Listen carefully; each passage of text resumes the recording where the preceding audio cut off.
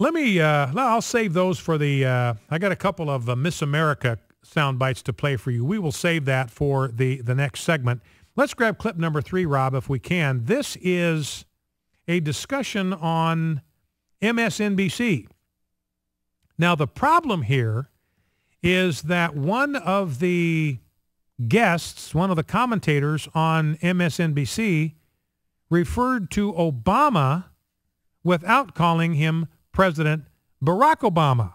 So there was a little temper tantrum on the set of MSNBC in a debate over how he should be addressed. Let's listen. We're touching on something really deep here. There's a lot of people who are feeling a deep love for the president because he's black, because of the historic nature, the same things that we talked about with JFK, who feel very defensive as well because of the very racist, very nakedly racist attacks on him that we see constantly from a Joe Wilson, a Jan Brewer, a Donald Trump, rank and file people all over the place. So they're tremendously sensitive, and maybe there's something silly in the word policing that some of us are talking about, but there's a very deep level to this of a protectionism of this person who means so much, and we're so used to getting so much hatred thrown at him. So he's saying, look, we must refer to him every time as President Barack Obama, not just as Obama. That's disrespectful. It's racist. You have to refer to him as President Barack Obama. So we've got the third commandment, ladies and gentlemen, in effect by the race police. You must not take the name of thy Lord and Savior, President Barack Obama, in vain. You must refer to him always and every time as President Barack Obama. Now, here is Colin Powell, clip 4. Colin Powell, the titular head of the Republican Party. Oh, man, this guy taking a complete sledgehammer to his own party. Let's listen. The country is changing demographically. And if the Republican Party does not change along with that demographic, they're going to be in trouble. And so when we see that in one more generation, the minorities of America, African Americans, Hispanic Americans, and Asian Americans will be the majority of the country, you can't go around saying we don't want to have a solid immigration policy. We're going to dismiss the 47%. We are going to make it hard for these minorities to vote, as they did in the last election. What did that produce? The court struck most of that down. Most importantly, it caused people to turn out and stand in line because these Republicans are trying to keep us from voting. There's also a dark vein of intolerance in some parts of the party. What do I mean by that?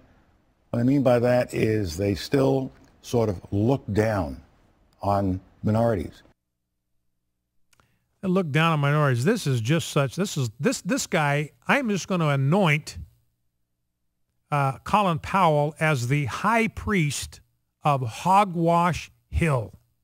Colin Powell is he's no longer the titular head of the Republican Party. He is the high priest of Hogwash Hill.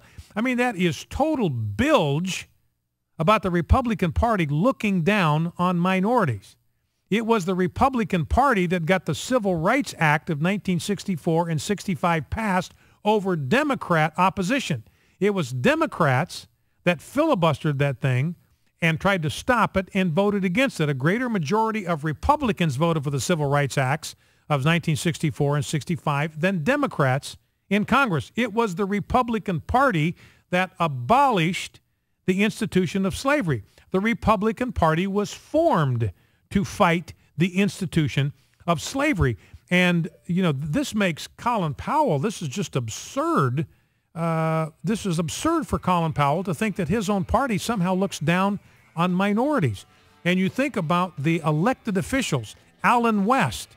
Colin Powell is thinking of the Tea Party here. Who was the hero of the Tea Party? It was Allen West, African-American, the first African-American to represent Florida in Congress since 1870, since Reconstruction. Tim Scott, the first black senator from the South since 1870, Reconstruction. He's an African-American. He is a Republican. He is the darling of the Tea Party. The Tea Party elected Nikki Haley in South Carolina. She's an Indian American. The Tea Party helped elect Bobby Jindal in Louisiana.